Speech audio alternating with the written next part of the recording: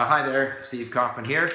Today I want to talk a little bit about listening, reading, which comes first, which is more important. These are subjects that come up all the time. And some people say, I can't listen, and so forth and so on. Or I can't listen to stuff that I don't understand. Okay.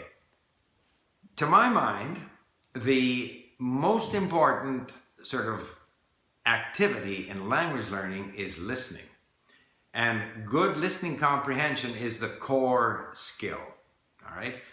Listening has the advantage of being something that we can do wherever, whenever. It's relatively inexpensive and so forth. But you can't listen to something that you don't understand. So the reading that I do, and especially now and again, we need to look at this in terms of the stage you're at in the language. So in the case of Arabic and Farsi, I'm still at a very early stage. So I have to listen many, many times to the same 2, 3, 4 minute story. Every time I listen, I gain something new, a new structure that I notice, a new word that I notice that eventually I can convert into something that I can use. But when I first listen to it, of course, I don't understand it. So the reading and the saving of words and the reviewing of words is really to prepare me for my listening. It enables the listening. Sometimes before, I did this morning, for example, before attacking a new lesson, I might listen to it in order to get some momentum going into the reading. It's especially a problem in Farsi because we don't have text-to-speech. So, in fact, I was down there doing my 2-minute plank while listening to this 2-minute lesson. Then I save words and read it, and then I listen again, and I'll probably end up listening to that particular lesson 3 times. And I see this because I download my audio to my playlist where it tracks how many times I listen. And the listening, in fact, there was a video I saw which sort of says, you know, from an evolutionary point of view, we learn languages by listening, because reading or writing has only been around for however many years, depending where you lived in the world, 5,000, 6,000 years, 3,000 years or less. Most people have always relied on listening to learn language. Listening is the best way to learn.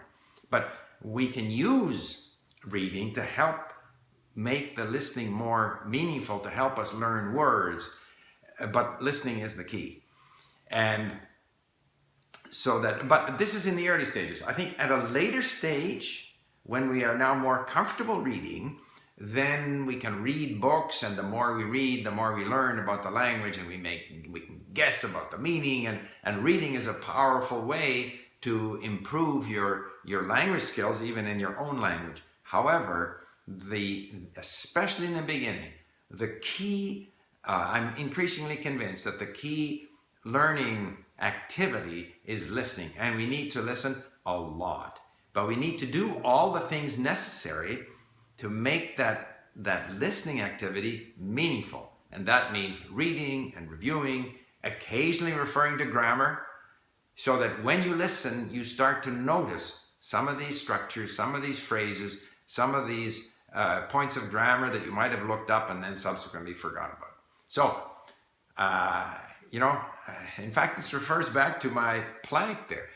I got into planking because my wife got a video off YouTube about planking, and you do these planks to you sort of 2 minutes, 3 minutes, you know, in this plank position in order to strengthen your core, because your core is important in all of the activities you do in sports or in life in general. You know, any movement of your body, it usually engages the core. So having a strong core is important. Well, I think the core in language learning is listening. So that's my thought for the day, and I would be interested in your comments. Thanks for listening.